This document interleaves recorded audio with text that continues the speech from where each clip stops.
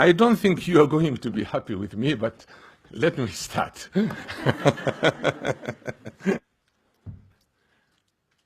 Somalis deny Africanity. They do not want to be identified as African. They want to be Arabs. And the Arabs are pushing them. There's a dilemma here.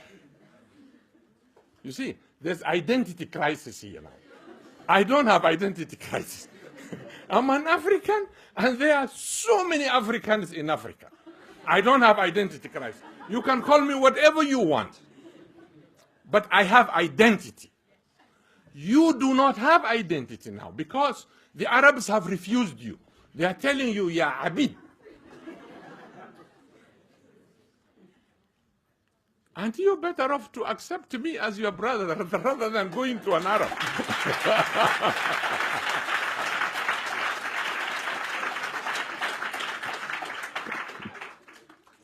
So, we called Somalis, in that article, Africanity by accident of geography.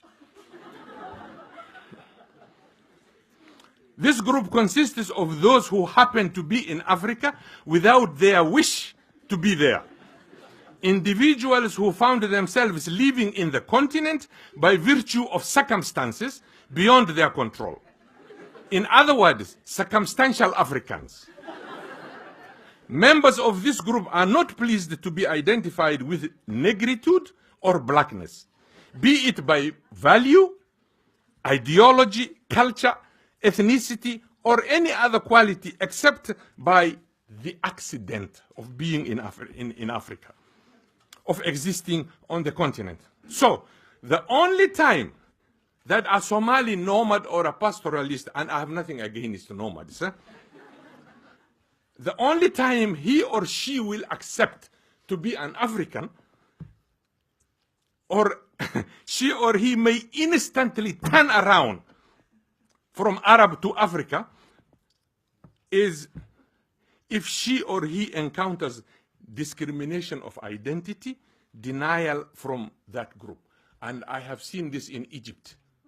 I have seen it in Saudi Arabia, and I have seen it in Canada. I'm a Canadian by, naturalization.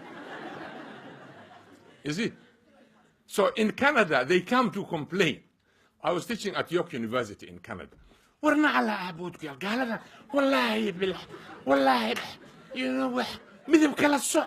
And I tell them, welcome to the real world.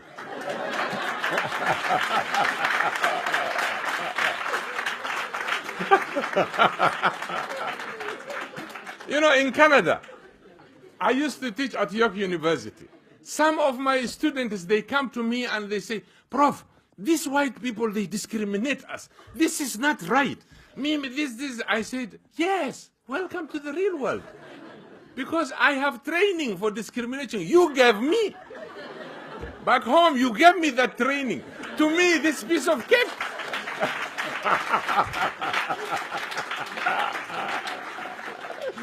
I never felt even single day in Canada that I was discriminated. Never. Because I was already prepared by you guys.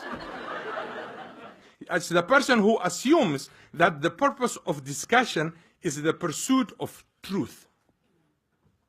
Now, he continues, such an intellectual is one who attempts to identify problems, reflects on them, and does not shy away from asking hard and unpleasant questions. I didn't shy away, I explained.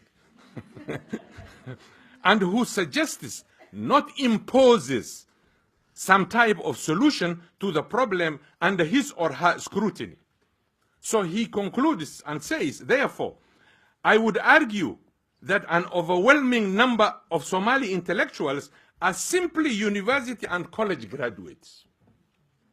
Because education which does not bring about a transformation in the consciousness of the educated is hardly beneficial to the individual, let alone to society.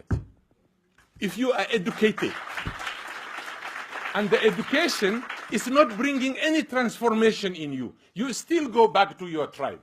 You still go back to the nonsense of calling me, or adon batay, bidda batay, which I don't understand. You see, but like now I'm not called adon because I'm a professor. Everybody knows there's a little resource around me. Everybody will come.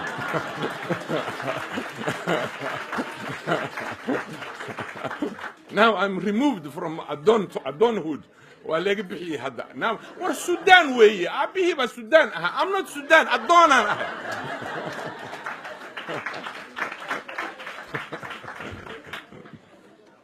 So, therefore, here I think the Chinese proverb I picked is very handy here, is useful. It says, to know and not to act is not to know. If you know something, you don't act on it, then you don't know it. So, I wish we had enough time.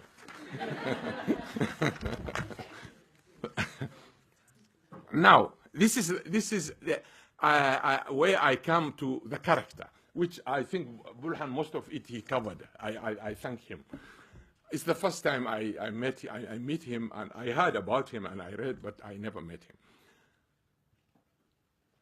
The character of a nomad or a pastoralist is to disdain agriculture. Not only that, to disdain any manual job.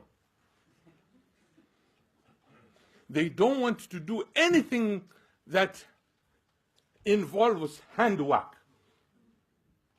How do you progress? How do you develop? You tell me.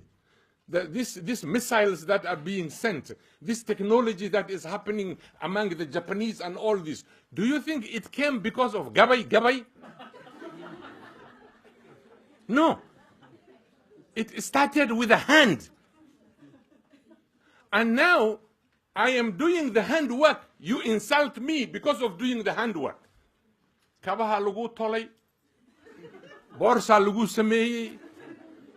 You respect the Italian who makes the shoes and the handbag. But the one who is with you, who's a Somali who makes the shoe, the knife, the metal, you derogatively abuse. Ask yourself, are you intelligent really? We will come to the intelligence. We can live together and we can be diverse. There are countries like Tanzania, Kenya, Uganda. They have 50 tribes. They have 50 languages. And they are a nation. They are intact. They are together. They are working. So why do you deny my language? Why do you impose on me your language? Why? If you want to kill a society, I have seen this in the US and Canada, you first take away the language. When you want to kill a culture, you take away from them the language. Then that culture is dead. You know why? Because you are adopting another language and you are always told, no, you are not the master of the language. Stand behind. Because you adopted this language. It's not your language. So many young men in my country, in Somalia, they have been robbed of their culture. I was in primary, I don't know if we have time to finish this. I was in a primary school. I went to register. There's this old man that came, he's a Rahawin.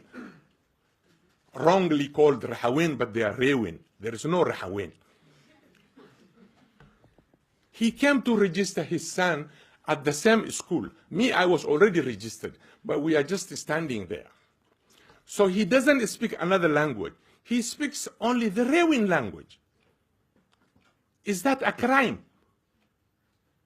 So the headmaster, he said, I want my son to be registered. I am here. I was living somewhere else, so I moved now here in this area. This school is near to my children. I want to be registered. And listen what the headmaster answered. He says, war Soomaalidii baan wax u la'nahay.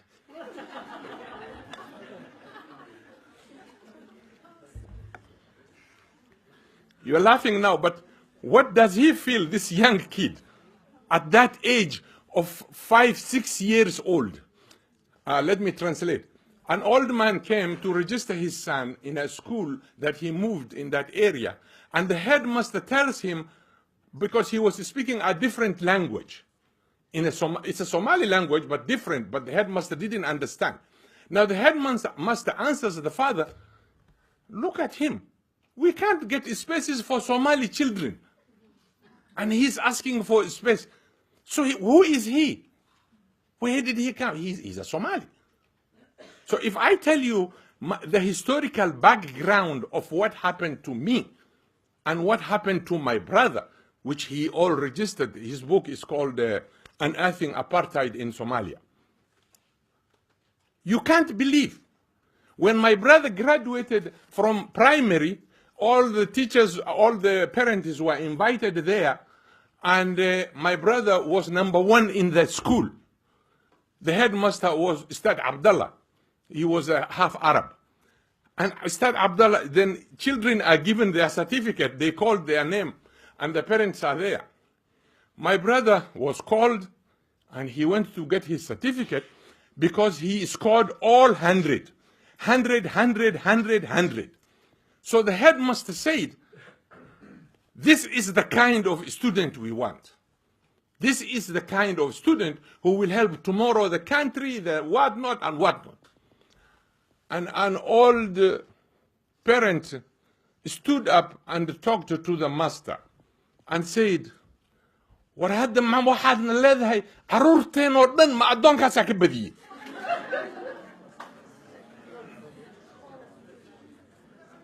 I knew you will not like it.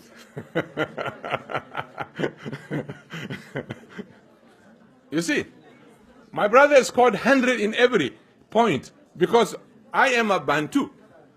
My brother is a Bantu or a Jarer, whatever you want to call it locally.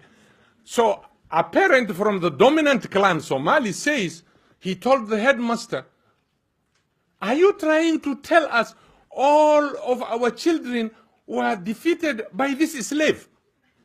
Because we are considered a slave in Somalia. Not only we, every African Negroid looking person, if your nose is big, if your hair is kinky, you are a slave. I don't know who owns me.